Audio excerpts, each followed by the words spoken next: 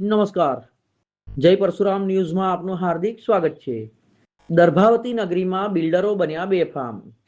દર્ભાવતી નગરીમાં police station પાછળ રાઠોડિયા ફળિયા પાસે તળાવ કોની મંજૂરીથી પૂરવામાં આવ્યું? આ તળાવની બાજુમાં રાઠોડિયા ફળિયામાં 2 થી 3 પેઢીથી ઝૂંપડપટ્ટીમાં આદિવાસી ગરીબ જનતા રહે છે। તેઓ નગરપાલિકામાં વેરો પણ ભરે છે। ત્યારે ડભોઈના સ્થાનિક બિલ્ડર 3 વર્ષથી માપણી કરી રહ્યા છે અને વર્ષોથી ઝૂંપડપટ્ટીમાં રહેતા આદિવાસીઓના ઘરમાં રાત્રિના 8 વાગે ગેરકાયદેસર રીતે માપણીના ખૂટા મારે છે અને ગરીબ આદિવાસી જનતાને સ્થાનિક બિલ્ડર જણાવે છે કે તમારી ઝૂંપડીમાં 5 ફૂટ સુધી તોડી નાખો, નહીં તો ટૂંક સમયમાં જેસીબી લાવીને તમારી ઝૂંપડી તોડી નાખીશું। તો આમ જનતામાં ચર્ચાનો વિષય એ બનવા પામ્યો છે કે આવા બિલ્ડરો કયા સ્થાનિક મોટા માથાના ઈશારે ગરીબ આદિવાસી જનતાનો ભોગ લઈ રહ્યા છે અને આ રાઠોડિયા ફળિયાની આદિવાસી જનતાની વારે કયા કોર્પોરેટર કે રાજકીય માથાઓ તેઓને બચાવે છે તે જોવાનું રહ્યું। મોટો સવાલ એ છે કે સ્થાનિક તંત્રના અધિકારીઓ પણ આંખ આડા કાન કરી રહ્યા હોય એવું લાગી રહ્યું છે। તો આ બાબતે ગેરકાયદેસર તપાસ કરી રાઠોડિયા ફળિયાના આદિવાસી લોકોને ન્યાય મળે એ માટે તંત્રએ ગેરકાયદેસર બિલ્ડર માપણી કરતા હોય તેઓને રોકીને ગરીબોને ન્યાય અપાવવા માંગ છે। જોતા રહો સત્યની સાથે, જય પરશુરામ ન્યૂઝ।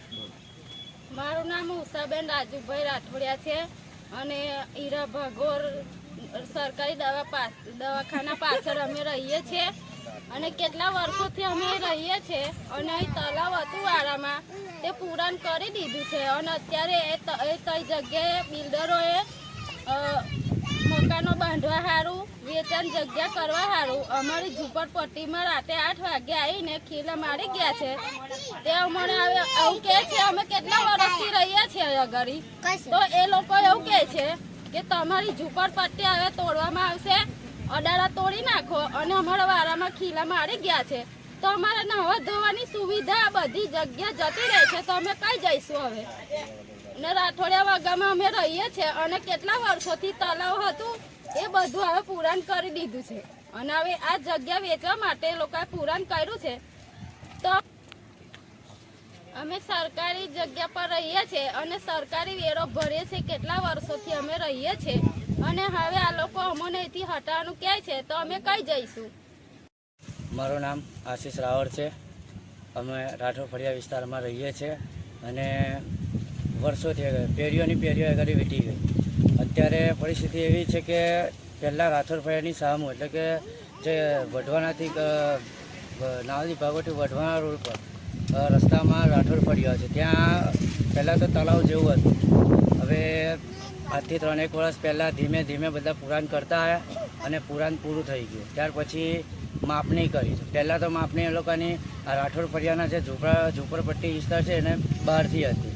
પછી અત્યારે ગઈકાલે એટલે કે તારીખ 28 તારીખના રોજ રાતના કંઈક 8-1 વાગતા ખબર નહીં કઈના અધિકારીઓ હશે કે કોઈ પરવાનગી 8 વાગ્યાની આપી। 8 વાગે માપણી કરવા આવ્યા અને એમ કહે છે કે એ લોકોના ઘરની અંદર પેસી ગયા ને ત્યાં આગળ ખીલા માર્યા માપણી કરી કે એવું કહેવામાં આવે છે કે અમારી માપણી ત્યાં અંદર સુધી આવે છે।